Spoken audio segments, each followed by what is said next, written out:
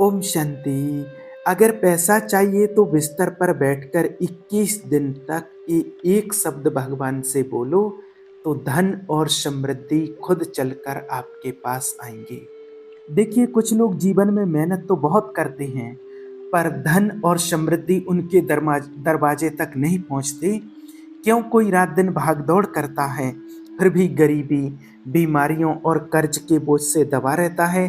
क्या वजह है कि समृद्धि का दरवाजा बंद सा लगता है और जीवन की खुशियां हाथ से फिसल जाती हैं। देखिए, आज हम एक ऐसे शब्द का वचन जो परमात्मा ने बताया है, ऐसे शब्द का रहस्य खोलने जा रहे हैं जिसे अगर आपने सिर्फ 21 दिन रात को सोने से पहले बिस्तर पर बैठकर बोलेंगे तो आपके जीवन में धन, स्वास्थ्य और समृद्धि खुद चल करके आएंगे।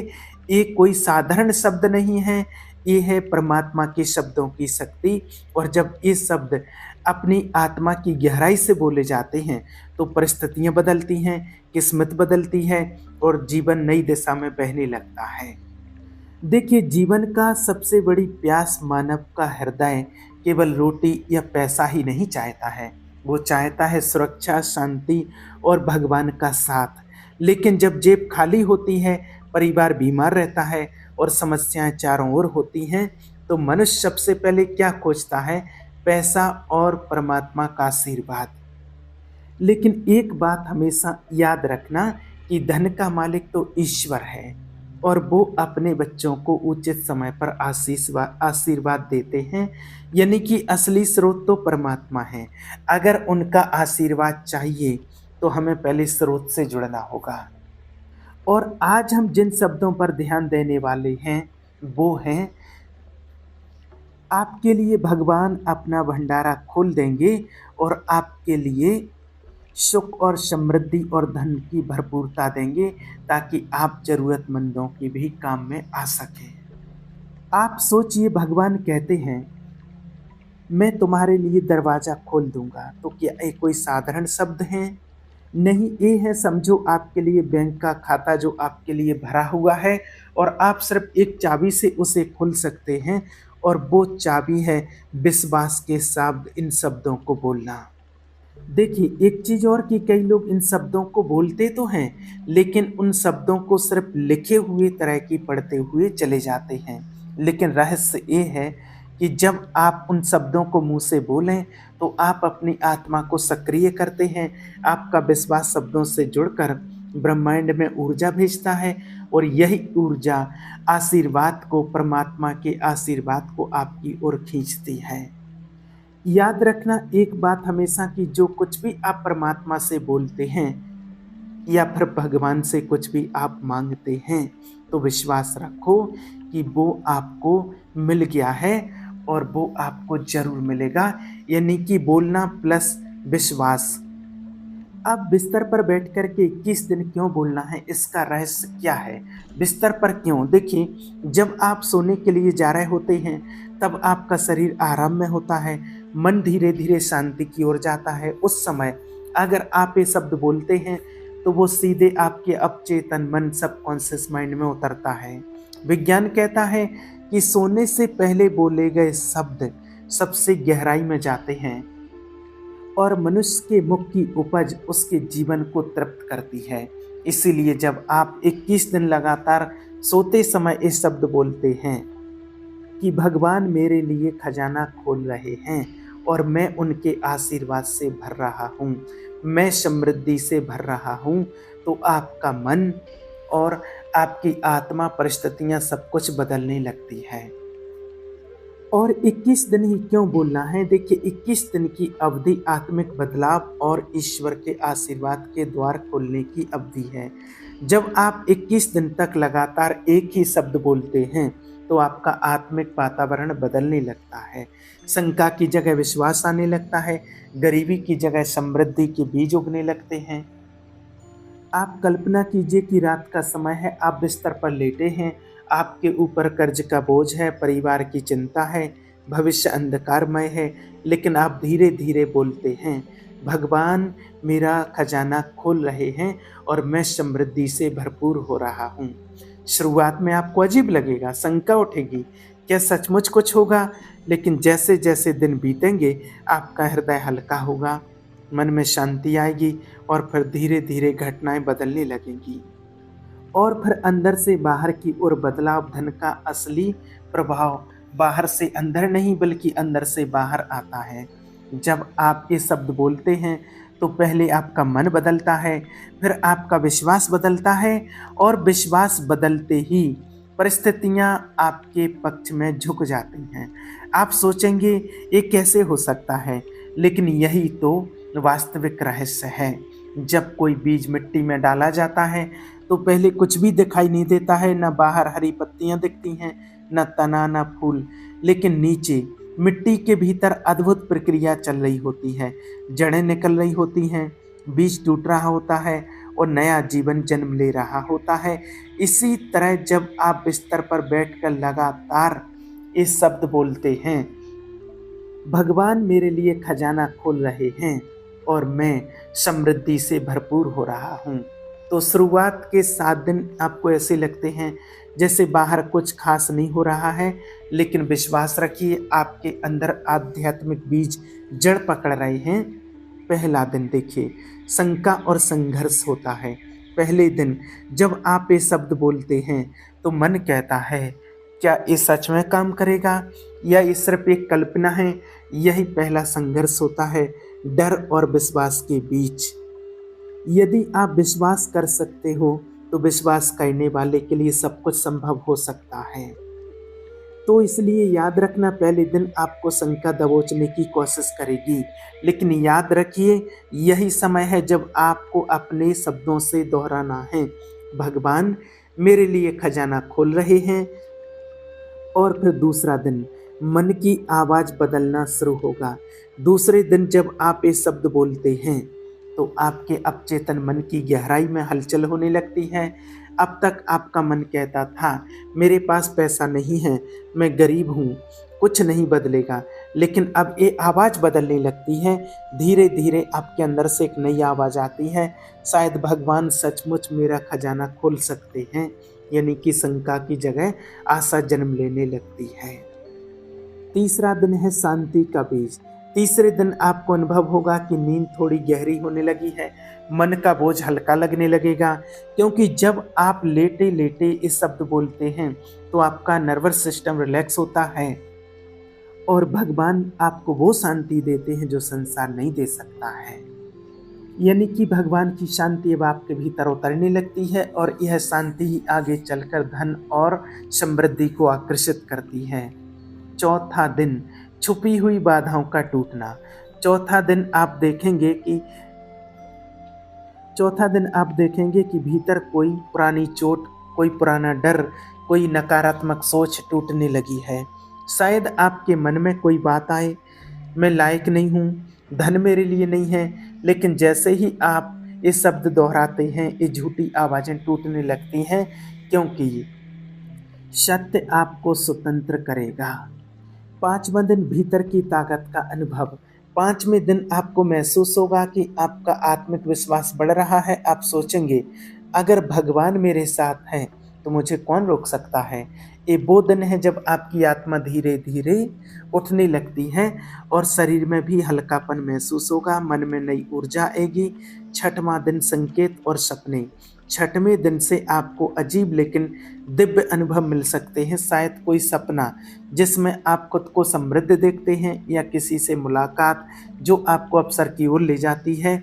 ये संयोग नहीं है, ये वही है जो शब्द बोलने से आध्यात्मिक वातावरण बदलने पर होता है। याद रखिए भगवान अपने प्रियजनों को सोते समय भी देते हैं।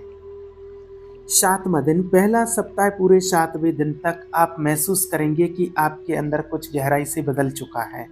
हो सकता है पैसा भी हाथ में ना आया हो, लेकिन आपका मन का दृष्टिकोण बदल गया है। अब आप गरीबी या कर्ज को आखिरी सच्चाई नहीं मानते, अब आप मानने लगे हैं कि मेरे भगवान मेरा खजाना खोल रहे हैं। तो इन 7 दिनों में हमने देखा कि मन किस तरह से शंका और विश्वास की जंग से गुजरता है।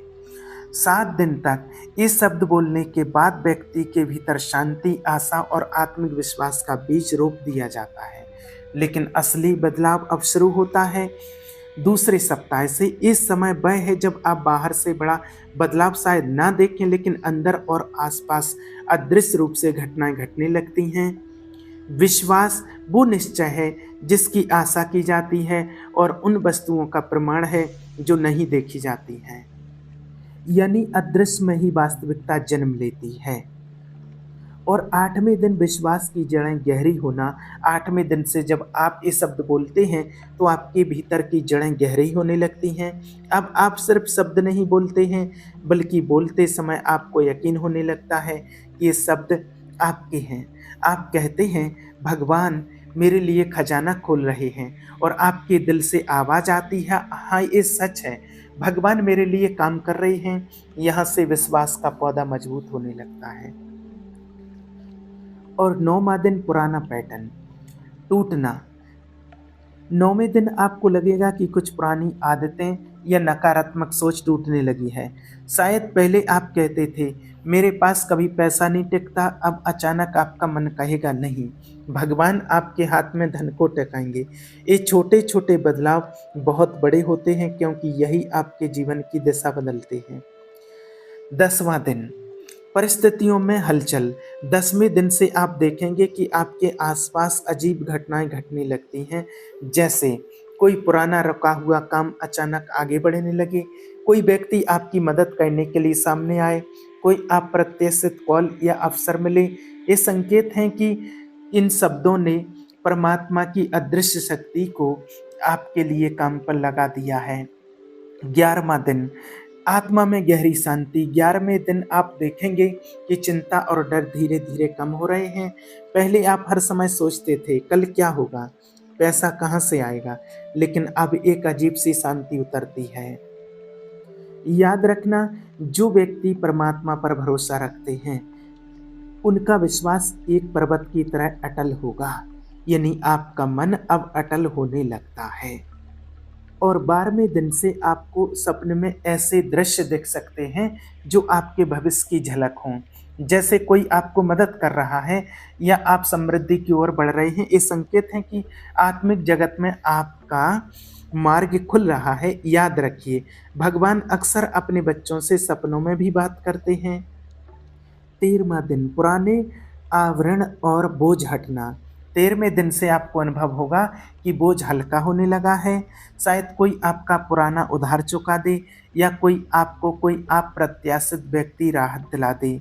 इस बात का प्रमाण है कि ये शब्द काम कर रहे हैं जो आप परमात्मा से बोलते हैं। याद रखना, अब आपकी आर्थिक लड़ाई में भी ईश्वर की शक्ति आपके साथ है। 14वें दिन आपके अंदर बाहर दोनों में बदलाव। 14वें दिन तक आप साफ देख पाएंगे कि आपका मन नकारात्मकता से मुक्त है, आपका विश्वास मजबूत है, आपके आसपास अवसर पैदा हो रहे हैं।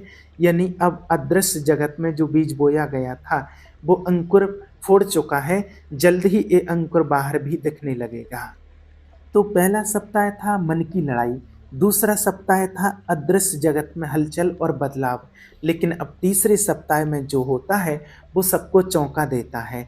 अब तक आपने बीज बोया, जड़ें जमाई और अंकुर फूटा, लेकिन 15वें दिन से लेकर 21वें दिन तक आप देखते हैं कि वह पौधा बाहर निकलकर फूल और फल देने लगता है।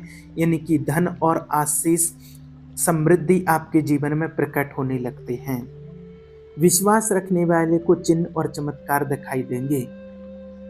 15वें दिन परिस्थितियां खुलने लगती हैं। 15वें दिन से आपको अनुभव होगा कि बंद दरवाजे खुलने लगे हैं।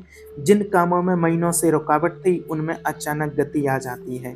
कोई अप्रत्याशित अवसर आपके सामने आता है। ये वही क्षण है जब भगवान आपके अपने खजाने का दरवाजा थोड़ा थोड़ा खोलने लगते हैं।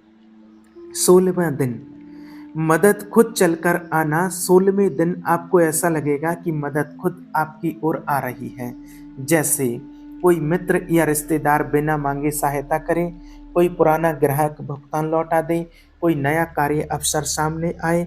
ये सब संयोग नहीं, ये वही है जो आपने 15 दिनों तक इन शब्दों को बोल करके बोया है।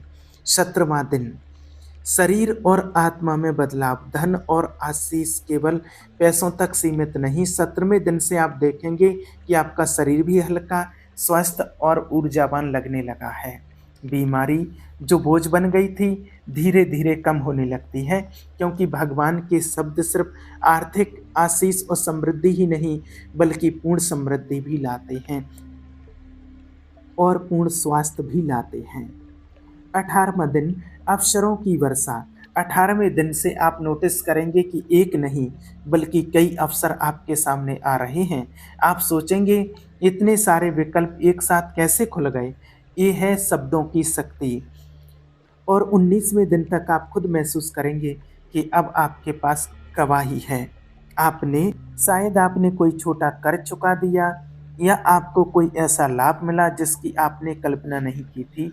यानी अब आप दूसरों को बता सकते हैं, हाँ, परमेश्वर मेरा खजाना खोल रहा है। 20वां दिन, आशीष का ओवरफ्लो। 20वें दिन तक आशीर्वाद ईश्वर का सिर्फ आपके लिए नहीं रहता, बल्कि दूसरों तक भी बहने लगता है। आप किसी ज़रूरतमंद की मदद कर सकते हैं, आपके पास देने को कुछ होगा, और यही वास्तविक सिद्धांत है। और 21वां दिन होगा चमत्कार का दिन। 21वें दिन तक आप अनुभव करेंगे कि जो चीज़ कभी असंभव लगती थी, वह आपके जीवन में घट रही है। शायद अचानक कोई बड़ी राशि आ जाए, कोई महत्वपूर्ण कागजी काम पूरा हो जाए, या कोई बड़ी समस्या हल हो जाए। ये वही दिन है जब आप कह सकते हैं कि धन और समृद्धि मेरे जीवन में खुद चल करके आ गए हैं। याद रखना, जो व्यक्ति अपने खजाने को स्थिर करता है वही सच्चा समृद्ध होता है। यानी केवल परमात्मा का आशीर्वाद पाना ही काफी नहीं है, बल्कि उसे बनाए रखना और सही दिशा में उसको खर्च करना भी जरूरी है। अब हम देखेंगे कि 21 दिन के अभ्यास के बाद इसको स्थायी कैसे बनाएं, ताकि आपके जीवन में कभी कमी ना आए। परमात्मा के आशीर्वाद के लिए कृतज्ञता, ग्रेटिट्यूड सबसे पहला कदम है। कृतज्ञता, जब आप भगवान से प्राप्त आशीर्वाद के लिए धन्यवाद देते हैं तो आप ऊर्जा को सकारात्मक बनाए रखते हैं। प्रत्येक दिन आप कहें परमात्मा को, जो मुझे आपने दिया है उसके लिए धन्यवाद, ये रोज मुझे और दूसरों के काम में आए। कृतज्ञता का असर बहुत अद्भुत होता है, ये नकारात्मकता को दूर करती है। और धन का उपयोग दूसरों की मदद करना ही सच्चा उपयोग होता है। धन केवल आपके पास नहीं रुकता, बल्कि आपके जीवन में बहता रहता है। यह आपके लिए स्थायी समृद्धि का चक्र बनाता है। लोभ और अभिमान से बचना धन और आशीष मिलने के बाद सबसे बड़ी चुनौती होती है। लोभ और अहंकार। याद रखना, अहंकारी और लालची मनुष्य अपने धन को खो देता है। इसलिए अपने जीवन में विनम्रता बनाए रखिए। धन को केवल अपने लाभ के लिए ना देखें, दूसरों के लिए भी इससे मदद करें। ओम शांति।